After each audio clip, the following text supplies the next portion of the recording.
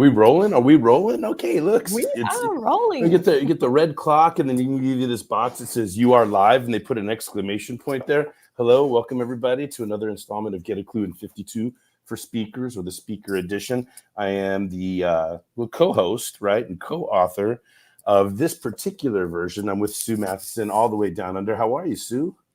I'm well, and I'm really pleased to be able to say I am well. Having been under the weather for the last couple of weeks, it's really good to be here with full voice, not clogged up. Yeah. All right, good. What about you? Well, I was telling you before we started rolling that I shook off a little bit of a cold this week. Like, people were like, "Oh, Jeff, you sound a little congested." I'm like, "Well, I feel good. My energy's good. I got a lot on my mind. There's stuff happening. The winds of change are blowing." This is my last Friday of our summer. I start teaching again at San Diego State next semester, and I'm teaching 4 sections of public speaking. So many things that we've been doing all year, all summer, especially in the summer, is we're in the section that we're in now, are special, right? And there's stuff that I do in the classroom. So it's academic in the classroom, but now, like, guess what, right? People take Speech 103, and it's like warm right now, but so you're gonna have to forgive me. I got a nice beverage, and I got a light on me, and I've been moving around. But what I'm getting at is people take Speech 103. Everybody has to take it, right? Because public speaking is so important, right? Yes. So it's a general education class. Everybody has to take it. At San Diego State coming up, there's more students. There's like a couple thousand students fall of 2024 are going to be taking public speaking. So many sections offered, over 100 and something sections of it. I'm going to be teaching 4 of those. I got 88 students coming up. But the point I'm trying to make here is it's like ironic. I see ironies in things, right? It's like, hey, this is so important. You have to take it. Everybody has to take this as part of your general education because it's so important, because you need it later in life. And then here's the funny part, right? So we're going to make you take it as a freshman when you're living in the dorms, when you're in a building with 2,000 other people that are on their own for the first time, 18-year-olds with Tijuana, because we're on the international border here in San Diego. So Tijuana is just down the street, where 18 is the legal drinking age. Are you with me? Right. So this is so important. You got to take it. So let's take it at your most distracted, homesick, insecure, finding your way. So what I'm getting at is, by the time students graduate 4 years, they've forgotten anything that, and if we're lucky, some of the things will stick. If we're lucky, they had a good relationship with the professor. If we're lucky, they did their assignments, didn't procrastinate. If we're lucky, all of these things, and some things will last. Why am I saying all of that? Well, it's important to remind us professionals. College is a long time ago. For some of us, a really long time ago for some of us. Agreed. So guess what? I would love to do a survey and go down the street and ask 100 business professionals that have been in their careers for 10 or more years how much they remember about general education, COM, or Speech 103, the basic general ed public speaking course. And they're not going to remember a whole lot. So it's really important, as academic or as basic academic as some of the stuff that we're doing is. I'm trying to convert it from the classroom to the boardroom, from the classroom to the break room, from the classroom to the conference hall, from the classroom to the arena, right? And so that's a word about that. Sue, before we get into a review of the sections and the tips that have led us to where we are today, how are you? What's going on? I asked you how you're feeling. I got that. But any other words or comments on where we're at before we start to get into the tip reading? Oh, I love that thought of reminding people. And it's interesting because here in Australia, we don't do any of that, even at university. We don't do any of that general training. And I consistently see executives, senior leaders in organizations who have no idea of how to present, how to construct something that's effective in getting the attention of their staff, their audiences. It doesn't matter what the forum is. And I think what's so key about what you were just talking about is the principles that we've been talking about are applicable in just many, many different environments. And I can talk more about it later, but I was thinking as I was reflecting on it, even getting online on social media and doing a video, how different it would come across, even in a short 2-3 minute video to have this construct to work with. It's the same. It's the same. You know, even if it's a video and there's no other human being live in the room with you and you're recording, you're looking into the camera right here and you're imagining an audience. It's public speaking. Even when you're recording a video all by yourself, it's public speaking. So the principles. But I think we forget that. It can. And, you know, the other thing too is that not only from video to a live room, but also from writing to speaking. Some of the same things that we're talking about, you know, like 5-paragraph essay, right? You have an intro, 3 main points, and a conclusion, or, you know what I mean? That's the classic 5. So that's we're taking the same approach to public speaking, right? We want transition sentences to get us from one paragraph to the next, right? Lead sentences, support sentences, transition sentences, right? So the applicability is something to pay attention to. So fantastic. Now, what do I want to do? Oh yeah, I'm going to do it earlier this time. I'm Jeff Klubeck, founder and author of The Integrity Game. And, you know, not just The Integrity Game, of course, but this is the 4th Get a Klu in 52 book. It's the most unique so far because there's so much of your authentic voice, and we're capturing our dialogue and the way that you have co-authored the prompts and the feedback, prompting the tips and feeding back on the tips. And then, of course, then I just, you know, I start going and tips. But it's really special. And so why do I say, hey, I'm founder and author of The Integrity Game? Well, to merge these two last ideas, Get a Klu in 52. These books are always going to have 5 categories. So the 52 tips come across 5 categories to make it digestible. Okay. And so the first category of our book, right, was playing the integrity game. And so the integrity game is its own book. It's a 10-point model that lets me deliver soft skills for strong leaders. It's all about personal and professional growth. I can deliver coaching, training, consulting, info, products, all through an integrity game model and help people individually or teams, etc. That's the whole thing I'm doing, but we wanted to repurpose content and take those 10 tips for the model, or the 10 points on the model, 10 points of the model, and make them 10 tips. And that's where we start. It's foundational stuff, structural integrity. We want to build our career through speaking. We want to build our speaking career. We want to establish our foundation. Then after those tips, we want to bring out our brand and paint on top of it and landscape and design and differentiate, right? These 2 houses could be the same, but they'll have a different address or different paint color or different landscaping or different interior design.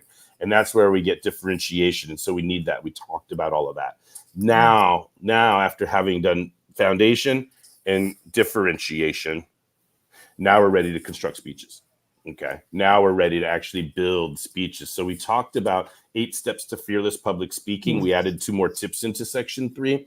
And one of those tips that when we look at 8 steps to fearless public speaking, the 5th of those is so important that it actually gets its own section. So it's mentioned strategically in section 3. And now we're in section 4, and we're breaking down the elements, the forms, and the functions of outlining, getting our speech out of our head and onto the computer, out of our head and onto paper, so to speak, so we can see it, we can work with it, we can burn grooves in our brain, we can become one with the speech, we can manipulate and manage the content and organize. And so that's what we've been doing. Now, the last 12 weeks of this year, we're going to end the year with practice building, right? And it's going to be fun. And I already have the music in my head soon. 99 bottles of beer on the wall, 99 bottles of beer. But instead of bottles of beer, we take it accountabilities. 12 accountabilities on the wall, 12 accountabilities. You take one down, you turn around, and there's still freaking 11 accountabilities on the wall. So I can't help but have fun and be jovial with how real the struggle is. If you want to build a practice, it's one thing to have a skill set for speaking. It's one thing to have a hobby. It's one thing to use speaking to enhance or value add or anything else that we're doing. But if we want to build a practice as a speaker, or if we want to build a practice as a coach, author, trainer, consultant, and speaking is one of the ways, right? If we're in the mindset of practice building, there's 12 accountabilities that we need to pay attention to. So now you corporate people out there, I can help you. You're not necessarily my target audience yet, right? I've done a lot of corporate work, but the thing is that you may not be considering all 12 of these accountabilities. If you're corporate and you have a corporate career and you're going to work for one organization, you may or may not really benefit from those last 12 tips, but they're not structured necessarily for the person that's in corporate. However, when we talk about the difference between biographical thinking and autobiographical thinking, which is tips in previous books, right? The autobiography is the story I can tell you about myself, but the biography is a story I can tell you about other people.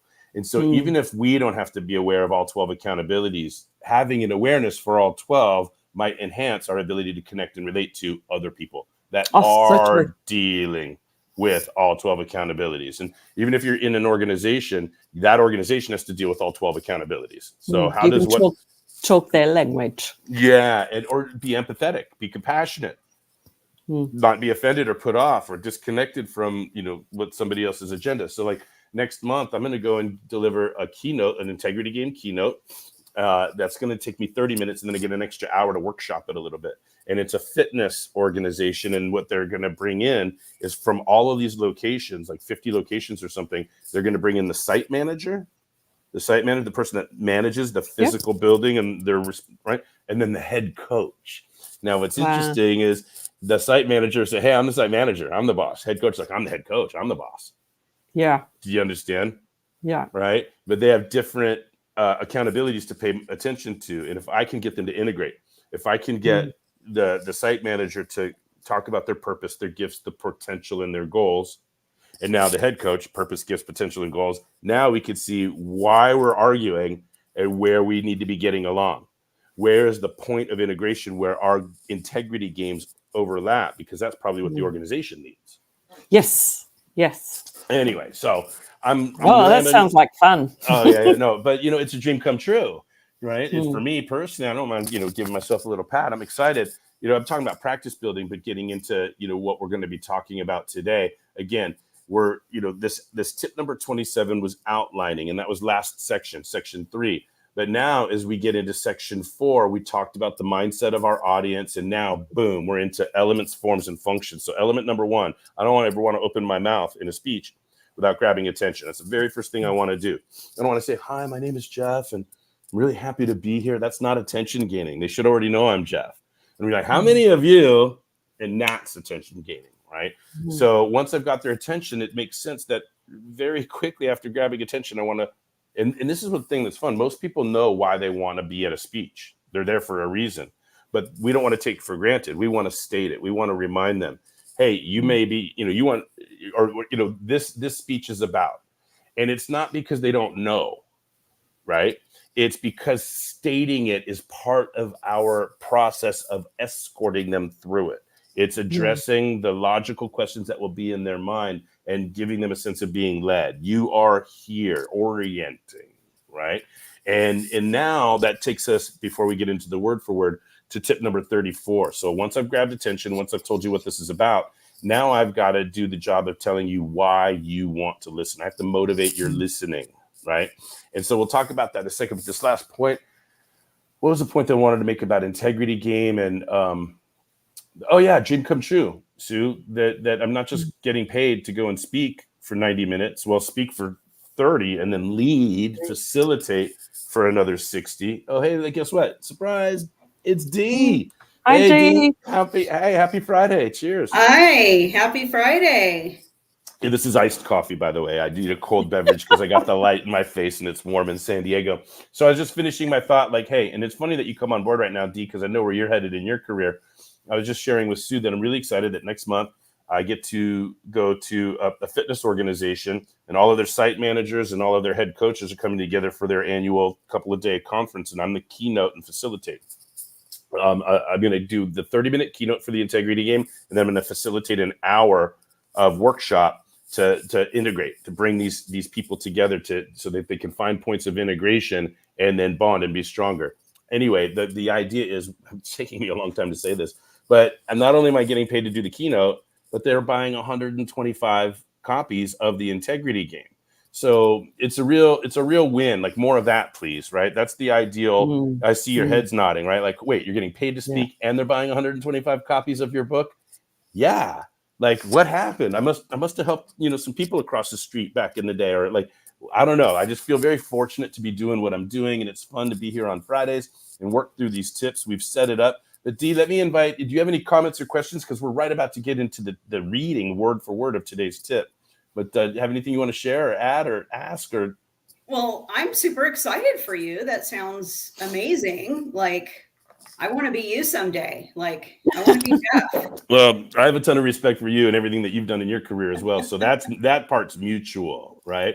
But guess what? We're all here to help each other out. That's what, we're not taking ourselves too seriously on Fridays. I want content to read and a reason to be visible and out there and be supportive. And you're on your way, Dee. You're bringing a lot to the table, and I'm excited about what's in store for you. Sue, anything else before we get into the tip reading? No, not for me. Not for me. All right. So again, we are in section 4, elements, forms, and functions, which break down tip number 27, which we talked about a couple weeks ago. But starting with section 4, we started with the mindset tip. We want to understand the minds of the audience. Now we're getting into element number 1 is commanding attention. We're in the introduction of any speech. First thing you want to do is grab attention. Second thing that you want to do is make a thesis statement, a brief and succinct thesis or topic or subject. Hey, now that I've got your attention, this is what this is about. And I was making the point, D, even if they know, chances are most people that are at a speech or a talk or a presentation, they know what it's about. But we're not telling them because they don't know. We're telling them because there's a logical progression of grabbing attention, stating, the purpose of the talk. And it's for the escorting, for the ushering, for the guiding the listener. And we continue that with today's tip, motivate the listener. So having said all of that, I'm ready to get into it. And let me just find the page. There we go. You ready, Sue? You ready, Dee? I'm ready. All right, here we go. All right, here we go. On page 144, if you're following along at home. It goes without saying that you want to know your audience. One of the main reasons this is critical is because the audience will always be listening to your speech through everyone's favorite radio station, WIIFM, which stands for What's in It for Me. In fact, one of the keys to success in public speaking is to focus on what happened? Oh, I got you. I see Dee. I'm like, where did Dee go? And she's audio only now. All right, here we go. In fact, one of the keys in success to success in public speaking is to focus on what your audience will get out of your speech. As a result, many speakers are focused on not messing up or not embarrassing themselves or how they look or sound to the audience, when the reality is that the audience will forgive all of your shortcomings if they get value from the speech. So whereas I only recommend one sentence for stating the topic, I recommend offering up 3 reasons or statements why your audience should pay close attention to your speech. Think about how critical this step is overall in keeping the attention of your audience versus losing it for not making sure they know what's in it for them. Great phrases can kick off. Sorry, what's going on, Dee? Are you coming back now? There we go. All right, you're back. I'm trying to share your stream with my audience. Okay, all right. I'm trying to do. Okay, well, better than you than me because I'm trying to read. I'm actually trying. Anyway, here we go. Don't pay attention to me. Yeah, I can't help it. I'm hyper aware. I don't know if it's ADD or my Aries nature. I'm not sure. Anyway, here we go. So whereas I only recommend one sentence for stating the topic, I recommend offering up 3 reasons or statements why your audience should pay close attention to your speech. Think about how critical this step is overall in keeping the attention of your audience versus losing it for not making sure they know what's in it for them. Great phrases can kick off your reasons to listen, such as, you want to pay careful attention tonight because, or some of you in the audience may be thinking, why should I care about this? And here's why. Or the third example, if I've done my job effectively tonight, you will leave this speech with. Those are 3 samples of how I can prompt the reason to listen that I'm going to give. Now, let me get back into word for word here.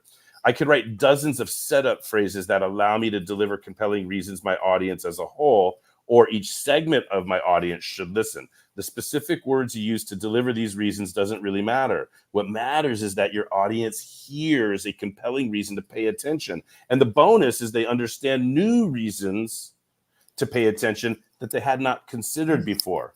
Really think it through. Answer these questions as many times as you can. 1, why should my audience care?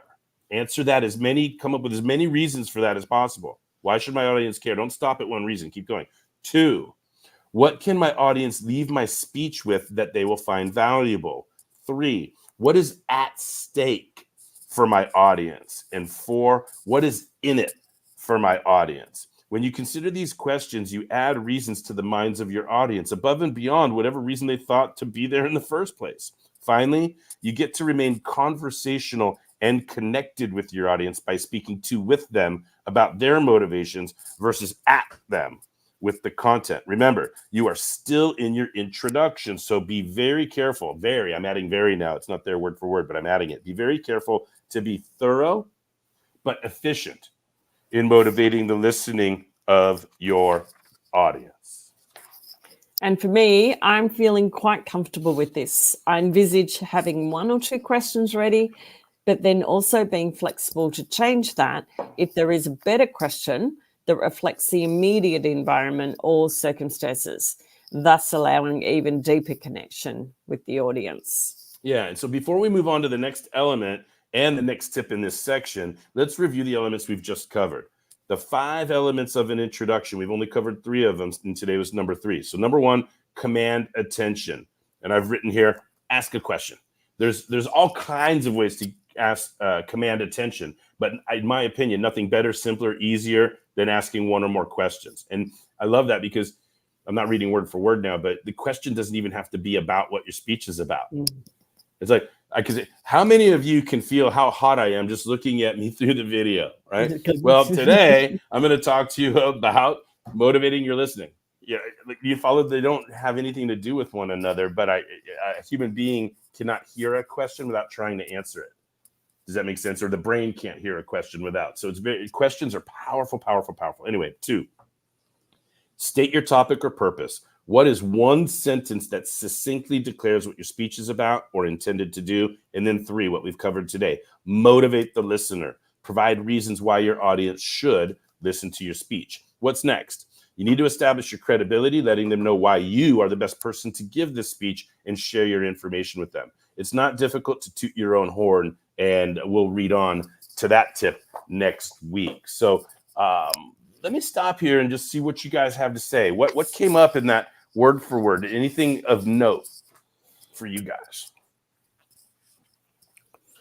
I think for me, it's adding to what we started talking about when we first came into the session today, where we were discussing that this isn't just about being able to use these principles for speaking on stage, but it's any time that we're doing writing or talking to people, we can take these principles. But I think what's just come to mind for me now is where we were talking about answering these questions as many times as you can. Why should my audience care?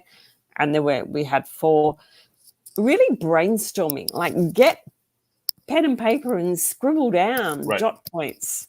To don't just try and do it in your head. Actually take time to put pen to paper and get that out and answer those questions. I think is powerful. Well, that's one piece, is the brainstorming. Don't settle for the first answer that comes to mind. Give yourself time, right? And the idea is there may be, like, I could give a speech about public speaking, right? But some members of my audience might be listening for, how do I structure the speech? Some people in my audience might be listening for, how do I get past the fear? Some people might be listening for, how much information do I give, or how much statistical information versus, what's the right evidence for me to give? Or somebody may be listening for, how do I get more persuasive? I'm not afraid and I'm not worried about structure, but how am I more persuasive? So if I just rest with, if I just say, well, you want to listen to the speech because you'll get better at public speaking, I haven't really said anything to anybody. Does that make sense? But if I say, hey, some of you want to learn how to be more persuasive. Some of you just want to learn how to be fearless. Some of you need a structure that gives you more mastery and more artistic approach. Some of you need to understand the relationship between claim statements, evidence, and logic and reasoning. So, but whatever you're here for, I'm committed to delivering for you. And so does this make sense? I'm trying, just off the top of my head, I didn't rehearse. So if I don't take the time to put pen to paper and get all of those ideas out, they might not be accessible to me. Yeah. And I like this too, sometimes, part of your attention getter, you can weave it together. Hey, I can't wait to get into my speech today, but I'd like to start off with some questions. How many of you are here because? How many of you are here because? And how many of you are here because? Well, my name's Jeff Klubeck, and I'm going to talk about blank. And you want to pay attention because, for those of you that want, and for those of you that, and for those of you, do you follow? Like I want to, like I can on the top, I can use all of these elements by interviewing my audience in the moment. Other times I could send out a survey in advance, get their answers to questions, and kind of know what my audience is all about. So in the academic environment, we call this audience analysis. So important to understand the demographics and the psychographics of our audience. Why are they there? What's important to them? What are their emotions? What's their self-talk? What are they trying to pursue? What do they perceive as barriers? How is what I'm going to do help them with all of that? And remember, we're still in the introduction, right? So I want to quickly get your attention, quickly state what this is all about, quickly let you know why you should listen, but I'm willing to take a little more time on this why you should listen piece, because there should be so much diversity of listening in my audience that I won't connect with if I don't take the time to do what you just said, Sue, which is sit down, put the pen to paper. So I like that you picked up on that, and I want to read it again. Answer these questions as many times as you can, and then you'll have all of these answers on paper, and then you'll decide which ones you want to incorporate, right? You can even, while trying to figure out reason to listen, you might be able to create your attention getter right there in doing that exercise, right? So I love that you picked up on the value of answer as many times as you can, and I wanted to elaborate on that value that you picked up on. D, do you have any? Do you have anything to say or comment on, or what? And you want to hear what's funny about this? I really want you to speak right now and ask a question or say something, just so I have like a really good reason to put your name on the board, right? There she is, Dee Davis. Thank you. I really like the idea of getting people's attention, because I think I'm good at, I'm covering the other steps, but I'm not sure I'm really always covering that one. I think I kind of go straight into why we're here today and maybe skip that too often. So I think it's a great reminder, and you've given me a lot to think about as to how to approach that. Yeah. And that's cool. That's cool. Yeah. And I don't know, there's a lot I want to say about this. One is I want to review some creative ways to do it, right? But also I want to address, why do we skip it? You're not the only one that skips it. So many people feel like, how many times have you written a paper for school? What's the first thing you put on the paper? Your name and the class and the date and what's the assignment? And then you get into the paper, right? So I don't know, there's a lot of reasons. And I think psycho-emo, it's one piece of certainty. You know, like what's the speech about? There's something more certain about that than that it could go anywhere with an attention getter, right? But what I really want to say is, back to this overarching point I'm trying to make, there is a logical progression. It flows logically. That the very first thing I should do when I open my mouth is grab your attention so I could tell you what this is about. And then guess what? Here's what I'm going to hear. This is what I hear in the minds of when I'm preparing speeches, right? I try to be the audience, not myself. I try like the audience. Should I pay attention to this? I got my phone here. I can be distracted all day long on my phone.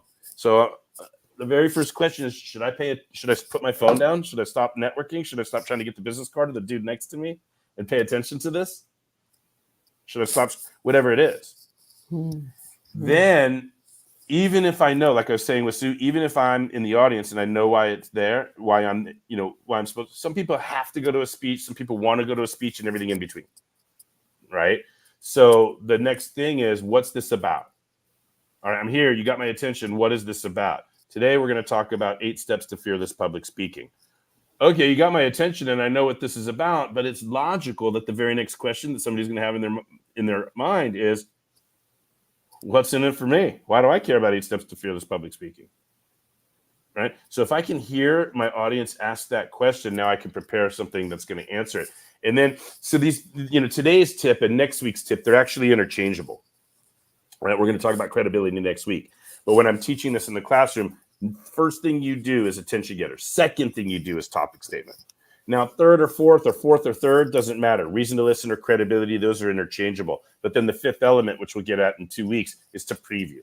Hey, first we're going to this, then we're going to that, and finally we're going to this. And so now the overarching piece is readying the listening, right? Like we're previewing, we're signposting. Like driving along the freeway and you see the sign, this is 4.5 miles, 2.5 miles, 1.5 miles. You kind of know it's orienting.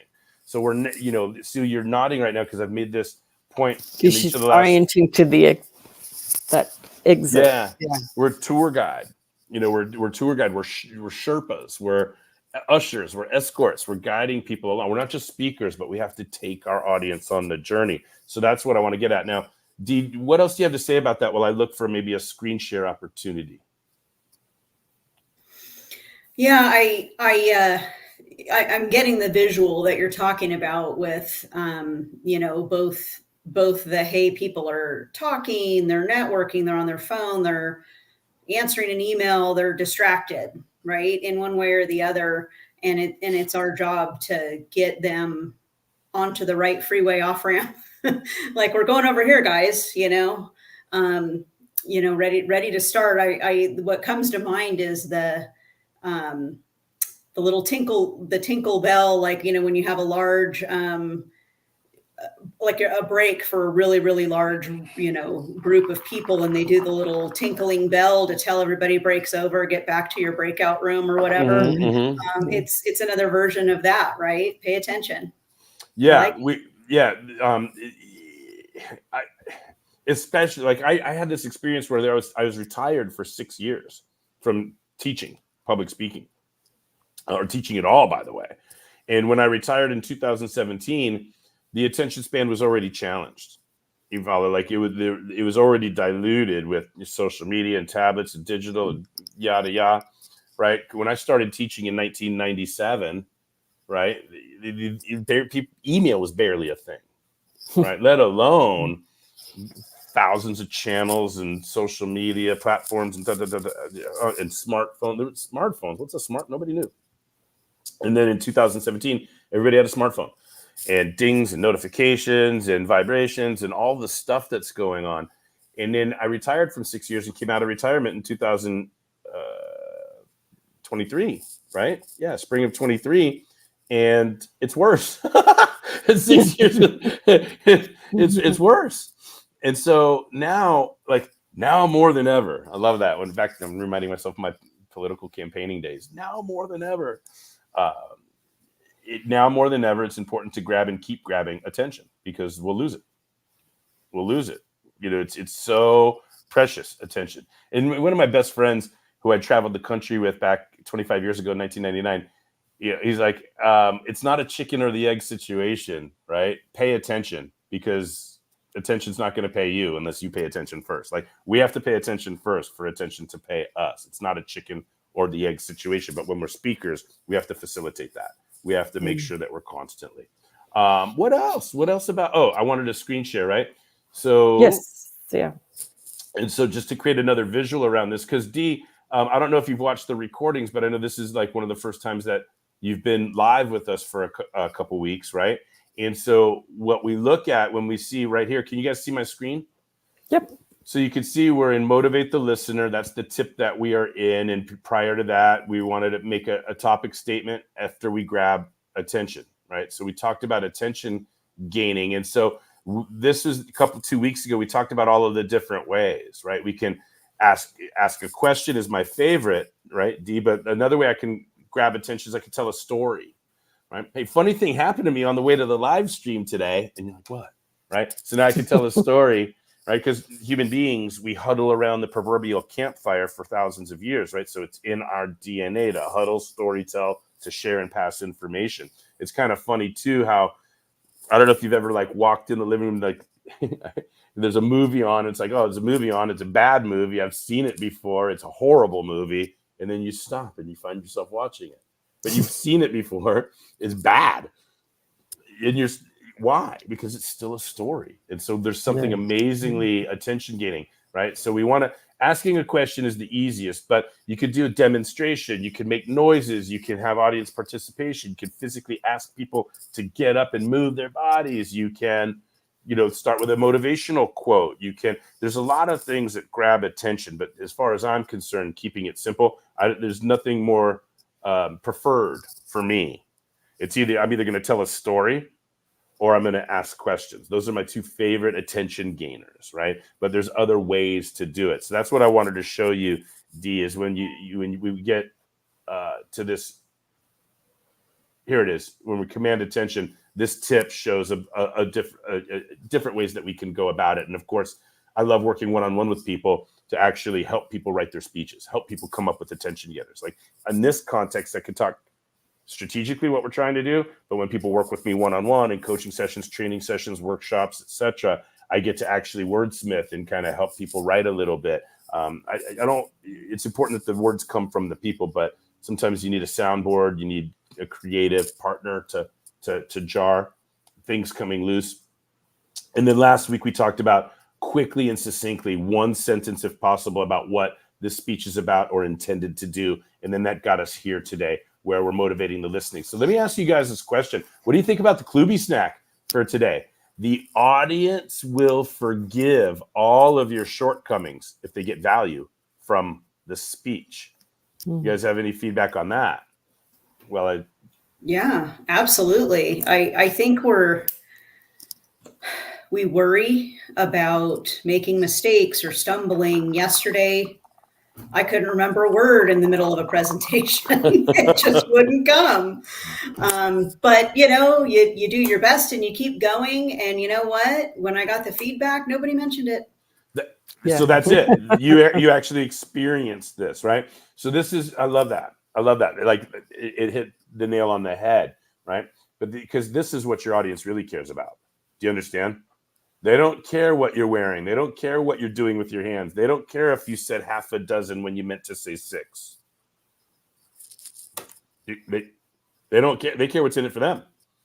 So this goes back to this overarching point I always want to make about integrating biographical with autobiographical, right? And having balanced amount of bandwidth for both, right? And playing the integrity game on them.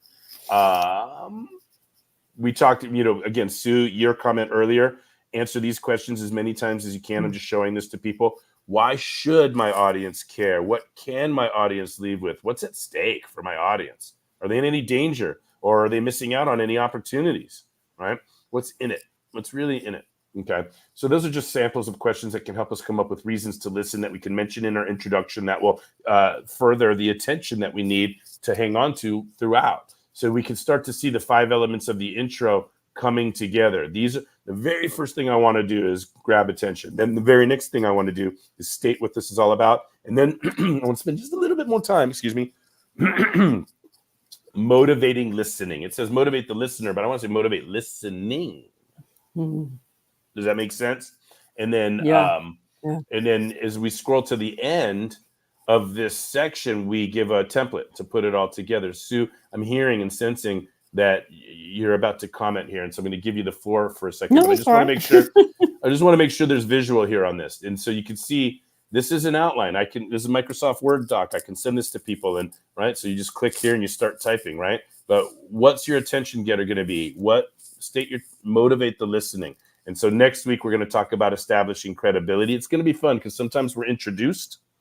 Right? Hey, our next speaker is, and then they're going to read from the bio of, he's spoken in 14 countries and 4 continents, and he's published 5 books, and he's gotten thousands of people past the fear of public speaking, and #1 best-selling author, whatever the accolades are, awarded here and awarded there, whatever. Sometimes somebody's introducing us, so then do we not have to do our credibility then? We'll talk about that. You still want to mention your credibility. Other times we're not introduced, and we got to take care of it ourselves. So we want to be careful about the brag versus the humble brag, right? The third party versus the first party credibility, and the credibility that isn't just like pumping your chest, but the credibility that matters to why they're listening in the first place. Does this make sense? I want the credibility piece is not just to be like, I did this and I did that, right? I'm very proud of keeping a marriage together for 20 something years, right? Does that make me credible to teach you public speaking? You follow, right? And then signpost, preview the main points. So these are the next 2 tips that we'll cover, and then we'll get into transition sentences, and we'll get into supporting content, and then we'll get into these 3 elements of conclusions. But I just wanted to let you know, Dee, and anybody else that's watching, this is where we're at, and this is where we're headed. We're working through the elements, forms, and functions of outlining, right? And now I'll stop sharing. What else? Oh my God, I'm looking at 39 minutes. You know what that means? You know what that means? Almost time for last call. Ding, ding, ding, ding, ding, ding. Last call. So here we are. Comments, questions, jokes, riddles, limericks, haikus, anything that we want to talk about to wrap up. I think that we've nailed the value for today's tip. But I'm so glad that you're here, Dee. Sue and I don't want to take the words out of your mouth, Sue, but we're thrilled if anybody's paying attention out there. The recordings, and it's hard on Fridays to stop what you're doing in the middle of the afternoon around lunchtime. Maybe it's a perfect, we don't know. We never know who's going to see you. We never know who's going to show up, but I'm happy to see you. And last call, here we are.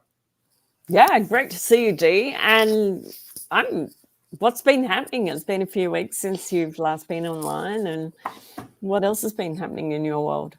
Oh, well, yeah, I was bummed that I wasn't able to attend the last couple of weeks, because I did definitely look forward to this. It's like a great thing for a Friday.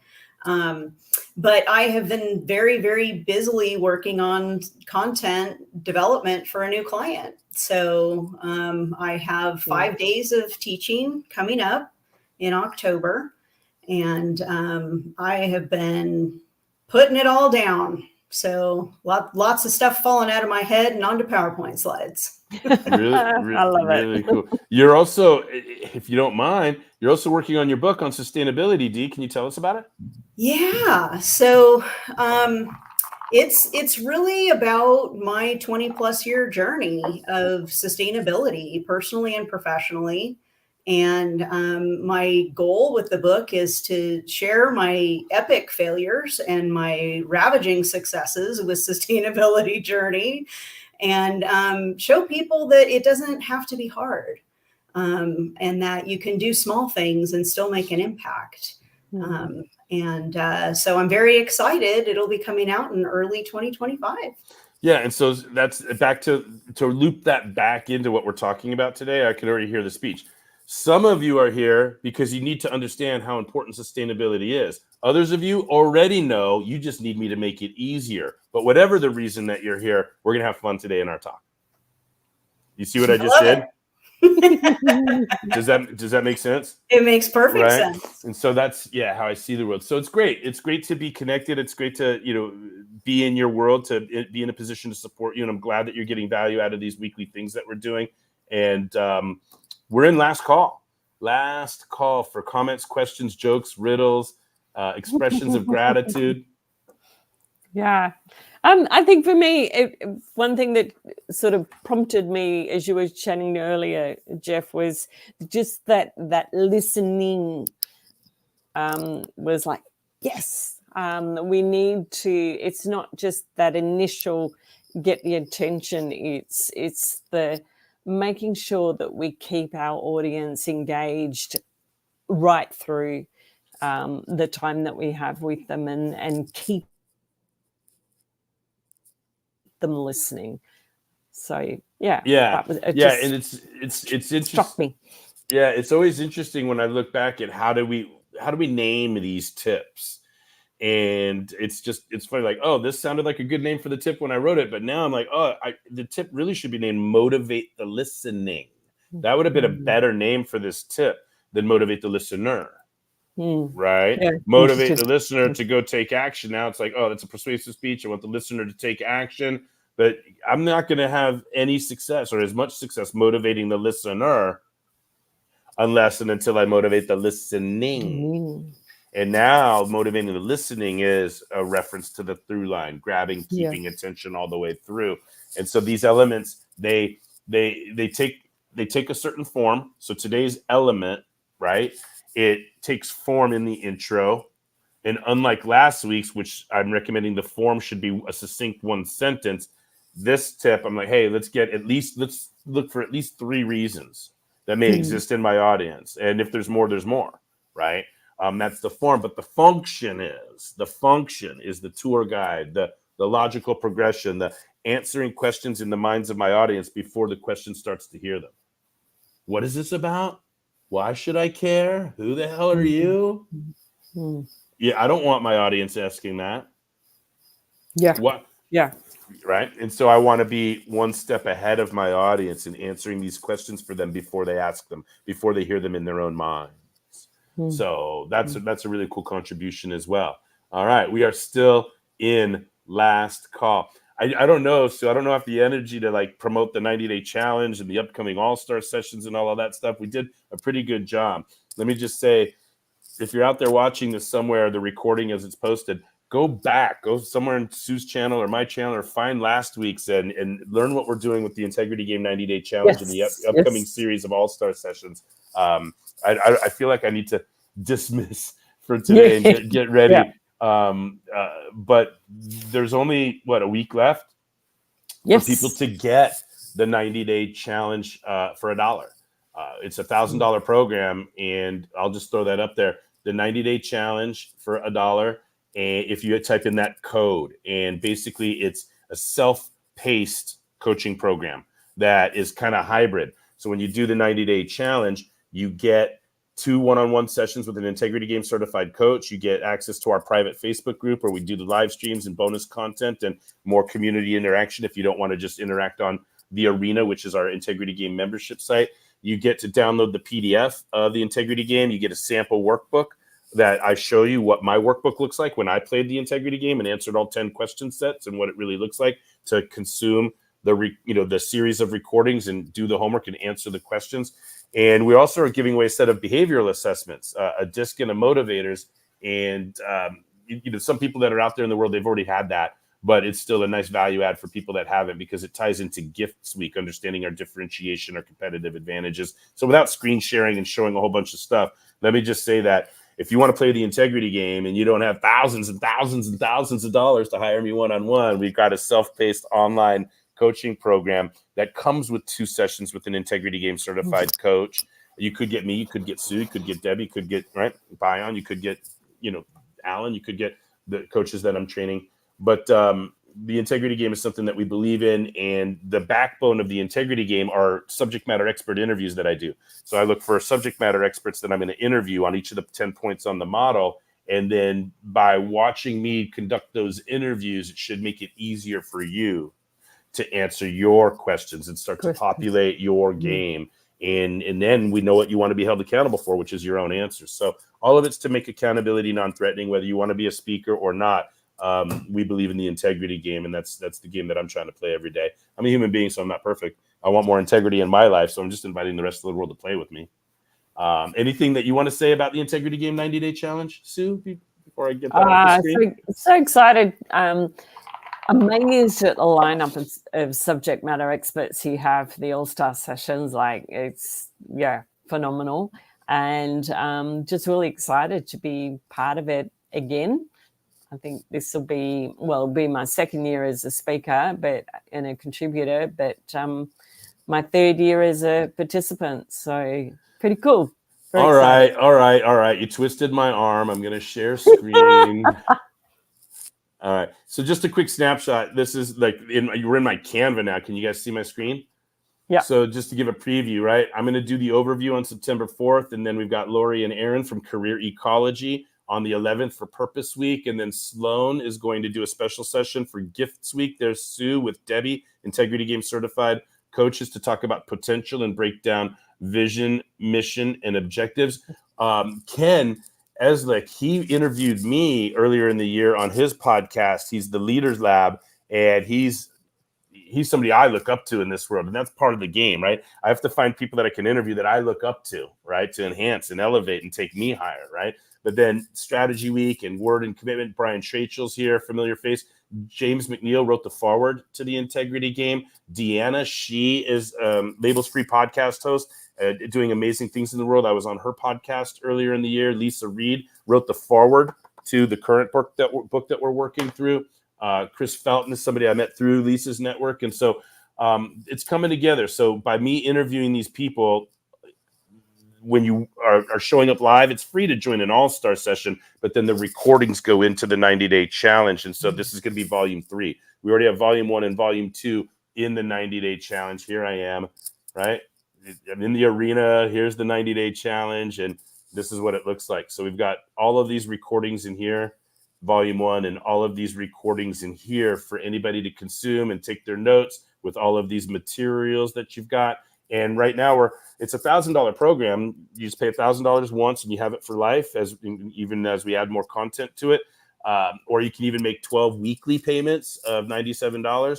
But once you've got it, you've got it. And we're offering it for $1 in August because we're still building all of this. And we want to make sure we get as much feedback as we can to make sure all of the kinks are ironed out and all of the email sequences work and it's user-friendly and it's intuitive and there's no confusion and all of that. So for anybody that's willing to give us the good feedback, go ahead and get into the 90-day challenge for $1. Just read all the fine print when you're enrolling and make sure you give us your feedback, right? So I got to play the digital marketing game too, you guys, right? I want the subscription model and so forth, but we believe in the integrity game and all the different ways that it's helping me get where I want to go and helping others get where they want to go.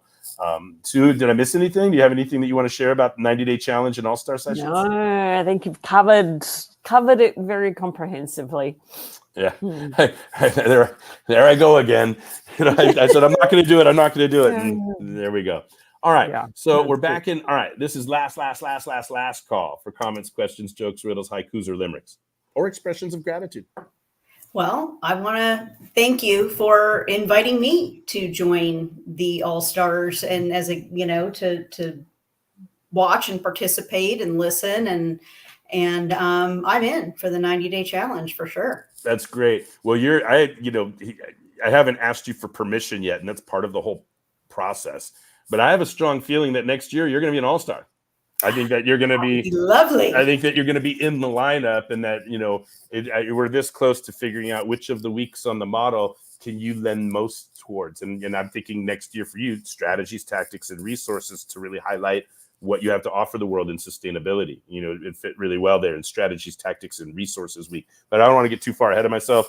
Next year, I got this year to take care of. But I'm so happy to have you in the community, Dee. Thank you so much for everything and all the support and the kudos. Sue, I'll never stop thanking you for all the ways that you've picked up on what I'm putting down and all the ways that you've integrated what you want to do in your career with what I'm doing and playing the integrity game and co-authoring the book and showing up to all the sessions and being an all-star and the advocacy and so forth. And also I was really pleased with like the feedback that you had. Are you frozen, by the way, Sue, or are you moving? Of course, I'm giving her all of this good kudos and she's frozen. But Sue gave some great feedback last week about how she integrated the integrity game and what we're doing in this book in a lunch and learn that she was able to give live on her feet. And she was, it really made me feel good about implementing. We're not just talking about it. We're not just thinking about it, but she was able to really, really, hit a home run, so to speak, knock it out of the park on an opportunity that she got because of all of the work that we're doing together. So my gratitude goes to Sue, not just for like co-authoring the book, but for implementing what we're doing. Do you know what I'm saying? And like, and getting the results showing up in her life and all of that stuff. So I don't have anything else for today. I don't know where she went, but Sue, I don't know where you went, but we love you and we'll see you next week. And all right. Anything else before we dismiss for today, Dean? No, keep up the great work. All right. Yeah. Having fun on a Friday. Always. Everybody. Yeah. Always jovial on a Friday. All right. Good to see you. And Sue, we'll see you soon. And thanks to everyone out there that took the time to stop in for a little bit or watch the recording. We're looking forward to your feedback. And maybe we'll see you not just on these Fridays, but maybe somewhere we'll see you on All-Star Sessions in the 90-Day Challenge. All right. Have a great weekend, everybody. We'll see you. Bye.